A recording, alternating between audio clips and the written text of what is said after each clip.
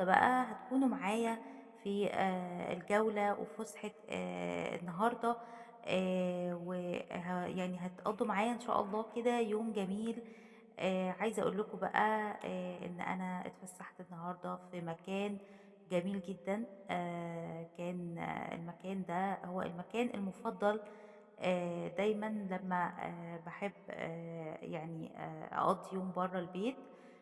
هو المكان ده جامع ما بين كذا حاجة، يعني لو عايزة ملاهي للأولاد في المكان ده موجود. لو عايزة أروح كافيه حلو على البحر برضه بيبقى في المكان ده، لو عايزة مطعم آكل فيه برضه في المكان ده.